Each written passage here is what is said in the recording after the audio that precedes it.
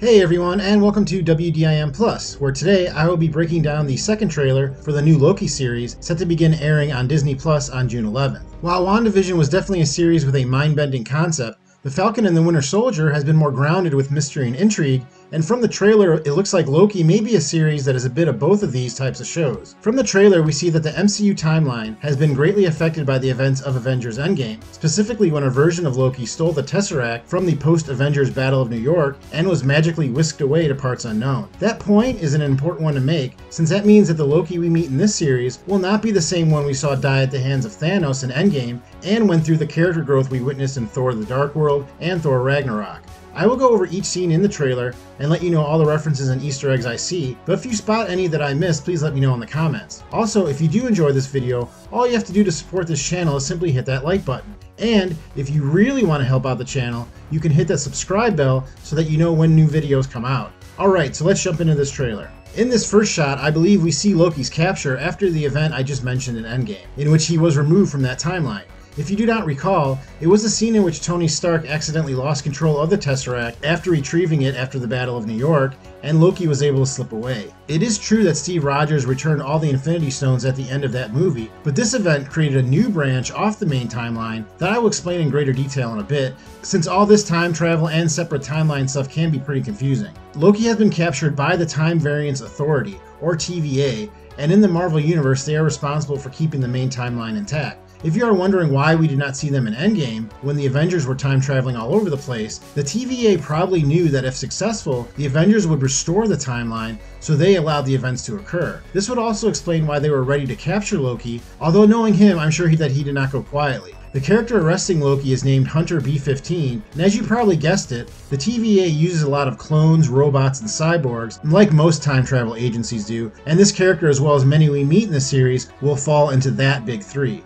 As Loki is being led into the TVA, we see that a Skrull is also there. These shape-shifting aliens have been popping up a lot since their first appearance in Captain Marvel, and recently I theorized that at least one is currently on the Falcon and the Winter Soldier, masquerading as Sharon Carter. But what is interesting is that all the technology used by the TVA Home Office seems antiquated and anachronistic, almost like they choose to have these items not because they are efficient, but because of the style. I really like the style, as it almost feels like the style used in the movie Joe vs. the Volcano, mixed with like a retro interior design. We also hear a ding right before Loki appears, and this to me sounds like an elevator, and we see many of them in the trailer. This may be how the TVA travels to these different points in different timelines. In the middle of the TVA office, we see statues of three figures, and these are Ast, Vort, and Xanth, the Timekeepers. Their backstory is very complicated, and I'm not sure how much they will use in the series, but at the very least, it looks like in this series, as in the comics, they created the TVA and are revered by the agency, as we see statues of them multiple times. Such as here, where they are behind the character Ravonna Lexis Renslayer, who is played by Gugu Mbatha-Raw. If you are fans of the series Black Mirror, this actress is one of the main characters in the famed San Junipero episode. Her character does not have any superpowers in the comics, but is usually associated with the villain Kang the Conqueror, who has been cast in the next Ant-Man movie and will be played by Jonathan Majors, who appeared in the series Lovecraft Country.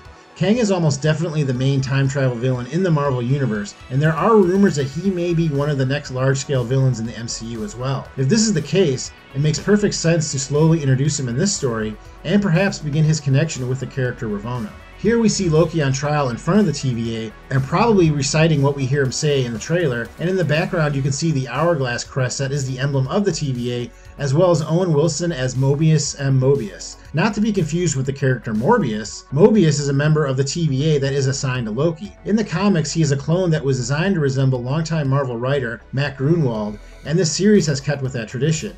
Here it looks like Loki is waiting at the TVA version of the Department of Motor Vehicles, but again, I love the style of the room.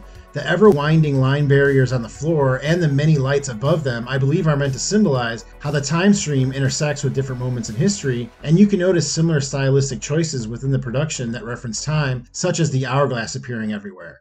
In this scene with Loki and Mobius, as in the one before it, it looks like Loki has some type of collar on, which must somehow dampen his powers. There are also two drinks on the table, and I wouldn't be surprised if in post-production, a Tab logo was added to those. It just seems like it would fit right in. Mobius then drops Loki down to another member of the TVA, and hopefully Loki isn't falling for 30 minutes, as he did when he first met Doctor Strange in Thor Ragnarok. Not really an Easter egg, but you can see this man has a coffee cup with a picture of his cat on it, which no doubt means that this is secretly the evilest person on the show. He makes Loki sign a paper stating this is a record of everything he said, and there we see the number L1130, which probably means that this variant is the 1130th version of the character. This here is, I believe, the DMV looking room from earlier, as the lights on the ceiling look the same. I like this little clock mascot as he pops up a bunch of times throughout the trailer, and I'm sure it is set to appear on a bunch of merchandise. Next we see Mobius going through the events of Loki's life up until this point, such as the Battle of New York as well as his escape. Then we see the flow of time and how there are new branches being created. This immediately made me think of the scene in Endgame in which the Ancient One explains to Bruce Banner how the Avengers traveling through time will affect subsequent timelines. The TVA seems as though they believe that Loki has caused all these issues, but really the Avengers did, since this version of Loki was freed during their time heist plan. In this scene, Loki asks why the TVA wants his help, and Mobius states that they need his unique Loki perspective. I believe that this is because in each fractured universe, there is a version of Loki that is causing whatever issues are troubling it, and this variant of Loki will actually be working to help stop other versions of himself. I believe we see another version later in the trailer, as well as a female version that I will discuss in a bit. We also see Loki, Mobius, and some of the TVA pass through a time portal into what looks like a fair of some kind, and you can see variant written across the back of Loki's jacket, which further confirms that this is not the main version of the character. Here we see the TVA converging on a Roxxcart supermarket. Roxxon is an evil company in the Marvel Universe that has made some small appearances up until now, but this may be a hint that the company will play a larger part in the universe going forward. Here's a shot of Loki with his infamous knives, and you notice that the collar is now off of him here, so here he may just be on the job for the TVA, or this may be a scene of him trying to escape. Here we see a mysterious hooded character that also appeared in the teaser released a while back. I believe that this is the female version of Loki, played by Sophia Di Martino, who may be the main antagonist for the show. Next we see a destroyed New York, which you can tell by the Stark Tower being in the shot. I wonder if this is a timeline in which Loki's plan in Avengers worked and he took over the Earth. Here we see the same hooded figure taking a judge from the TVA through a portal. This is meant to look like it is taking place far back in history, as we see no powered lights or anything, but I actually think that this may be the fair we saw earlier in the trailer. We also get a lot of shots of Loki fighting what looks like the TVA, as here he seems to jump through a portal as Mobius is chasing him, and we also get a shot of him squaring off against them with his knives. This may be him trying to escape custody, or it may be another version of Loki that the team is trying to hunt down. Also curious, we have these shots of TVA Judge Ravonna fighting another agent from the TVA. Again, she does have ties to the Kang villain, so we may see her break bad, or maybe see another version of her as well. Then we get a shot of another version of Loki, the President version, that was a recent popular storyline in the comics, and I believe that this is the Roxxcart store that we saw the TVA agents approaching earlier in the trailer. Here is a really cool shot as we see Loki use some of his magic in a fight. Magic is kind of new to the MCU, but if you remember, Loki was raised by Frigga, who was a witch, and he is trained in some of the dark arts. WandaVision really brought magic into the MCU, and it looks like they will continue to add more magic users like Loki into their coming projects. I wonder if his magic being the color green will be a result of him being born as a frost giant, who are associated with the color blue, and that he was trained on Asgard, which is associated with yellow, and that if you mix blue and yellow, you get green. Then we get a shot of Loki as D.B. Cooper. It is rumored that the series will have Loki intersect with actual events and famous people from Earth's history, and D.B. Cooper is a known individual who stole a lot of money and then disappeared, and the series will infer that the man is actually Loki being swept away by the Bifrost. Then we see Loki trying to convince Mobius he can be trusted, similarly to what he would do with his brother Thor. It's kind of funny that he's seen drinking a box of Boku, which was a popular juice box for adults in the 90s, further driving home that these characters exist outside normal space and time.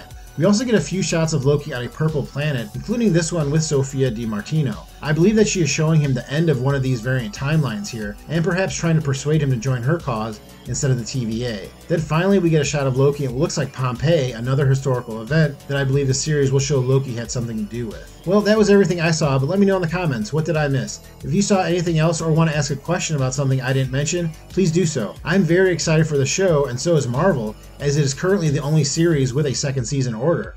Marvel has an animated series coming out named What If, in which it explores different takes on famous events, and I think that this series could do the same thing. Much like how in Avengers Endgame we saw the team work within events we saw before in the first Avengers movie, that the Loki series could do the same in other MCU movies and series. I also believe that the events in this series will greatly affect the upcoming movies in the MCU, such as the next Doctor Strange and Ant-Man movies, and I'm glad we get to see more takes on the character Loki as well. Thank you for watching this video. Please hit that like button if you enjoyed it, and I will see you next time on What Did I Miss?